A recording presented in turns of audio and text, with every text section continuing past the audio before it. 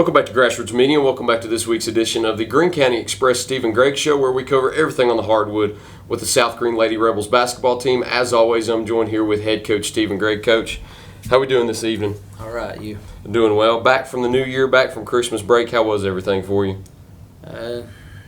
Ups and downs, ebbs and flows, but we're glad to get a little rest and refresh our batteries a little bit here for this second half of the season.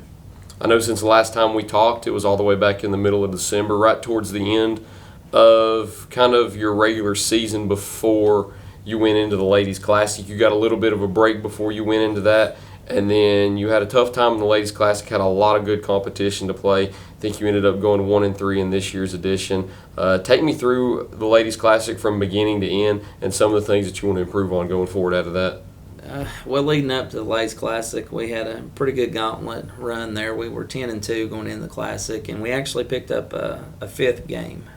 We picked up an Upperman at home. That's right. So we played two in that one day. So we actually went 1-4, but a lot of things were exposed. A lot of things were brought to the surface for the girls to watch on film, and everything that came from that was not a complete bust. When you lose, you don't necessarily lose until you lose focus of the lessons. And there were several lessons there that we can learn from. And film is one of the best teachers. So we're going to sit down and watch a lot of film study. Like I said, every game, some of the games we were in it, some of the games we weren't in it. Some games we made some good runs, did some good things throughout each game, but we got to learn to put four quarters together. But you hit the nail on the head. Played stiff competition. Played number 1 Catholic in private division. We played number 2 Upperman in 3A. We just played number 4 Crockett last night in 3A.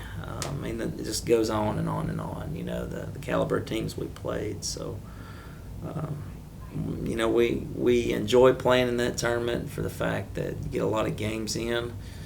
But I wish it was spread out more, because when you're playing bad or you need to focus on one area, you just can't get to the gym and fix it. So sometimes it's like being a card player. You just got to play the cards that are dealt to you. And we knew coming in we needed to fix some things on defense, and that's still a high priority, is watching on film to find out how we can get better on that side of the ball. So, I always learn and I always trying to plug along and make your team better. And then you had the game with Crockett last night. First game as you rolled over into the new year here in 2024. Tough game last night, too. Ended up playing, like you said, the number 4 team in 3A at full strength on their home court. Take me through that one and talk about that game as a whole. Well, it starts in the locker room. We're trying to tell the girls to get up for this one. This is a good, another good game on your schedule that you could get some notoriety from. And I told them, I've seen games, I've been in it long enough to know you can lose a game or win a game in the first 8 minutes. And ultimately it took them seeing that slow start again. We lost in the first quarter. We're down 21-9, and you lose by 13. But overall, I was pleased. I felt like the girls tried to fix some things from the day before in practice. So we're taking a step in the right direction. We won 2 quarters and lost 2 quarters. So small goals within a game can get you back on the right track. So we knew we were up against a really good Crockett team and they're young too. They're going to be good for a few more years. But we knew we had to bring our A game. And once again, we didn't value the ball as much on the offensive side and had 23 turnovers. If we can limit those to half, we'll be hanging around closer to some of the better teams. But 23 empty possessions. And it wasn't really in their full court press. It was just like some of the blunders in the half court. Yeah. Just not being grab focused. the offense or grab the defensive rebound, throw it. Yeah, or throw it away or not corral it in all the way. And, to me, even getting a jump ball on a rebound, to me, is a turnover if you lose possession. But a lot of times they don't count those as turnovers. But as a coach, it is, because you're supposed to secure the ball, chin the ball, and do whatever it takes not to let them get their hands on it. And one thing we talked about after the game last night also was the hot shooting night that you had. They got a lot of their points in transition, And in the paint, you got a lot of years outside the three-point line. I think 30 of your 50-something total points ended up coming from the three-point line. You had 10 total three-pointers made. Riley had 4, Courtney had 3, and Haley Brooks had 3. Talk about the night you had shooting outside the arc. Yeah, I mean, that's something I think is one of our strengths is when we are working for each other to get downhill and sacrifice a good shot for a better shot, our percentages go up, and we believe in making one more. And we got to move in a little bit more downhill, and it created some shots. And when we're hitting shots, we're able to hang around teams. But we got to get more transition going, too. I felt like Crockett beat us up and down the floor and got some easy buckets. And we got to find a way to motor and pick our spots, when to run the floor and when to back it out and be more methodical. But we do have a really good shooting team. But a lot of times everything has to just be aligned right. You know, we have to have a little extra time to get the shot off.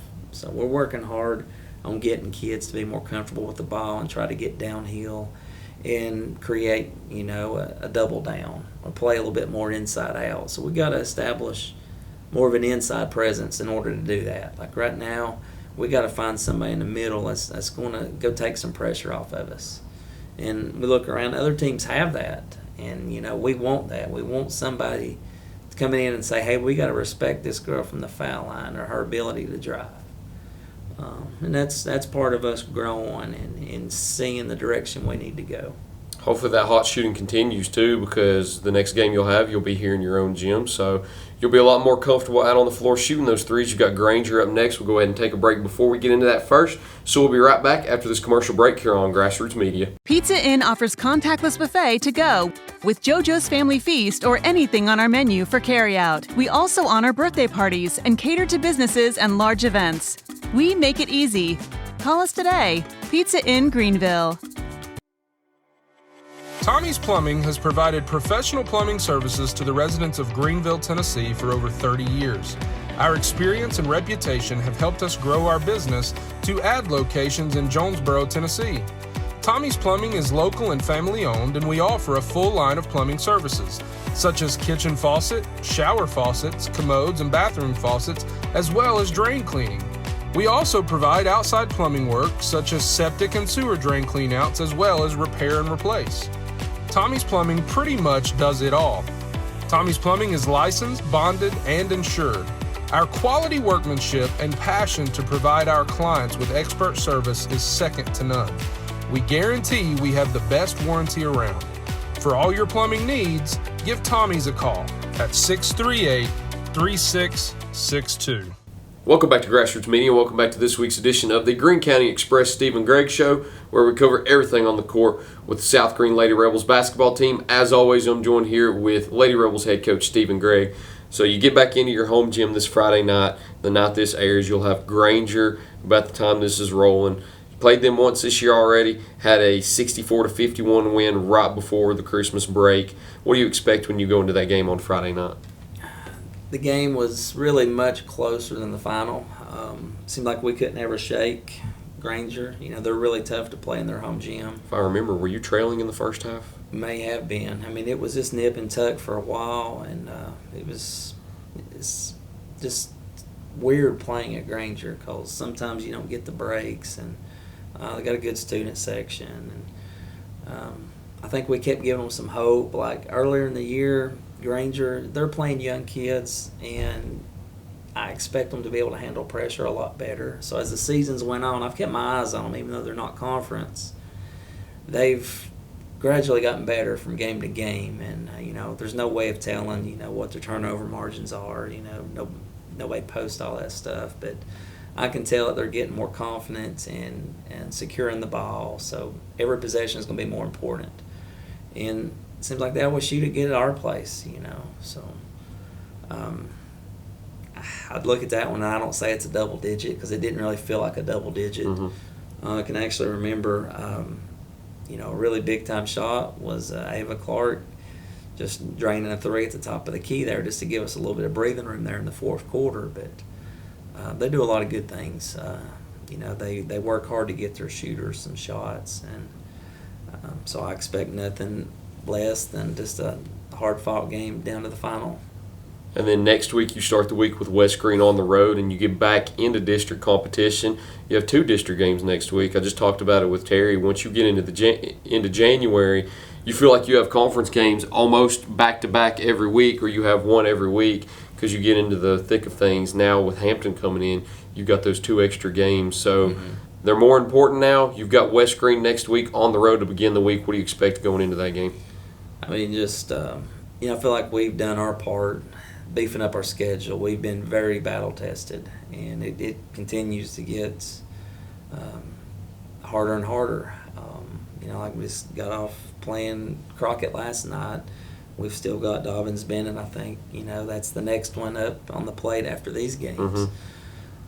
So you're hoping that you've done enough on your part scheduling to prepare the girls for whatever is to come district play. And really, you can throw records out to this point. It's about, setting the tone in the conference. And, our goals are to get better today, better than you were yesterday, and be better this week than last week. So you can't lose focus on what you're trying to do. And, we got West Green coming up. And, speak about battle tested, they played some really good teams too. So we get to find out this first go around.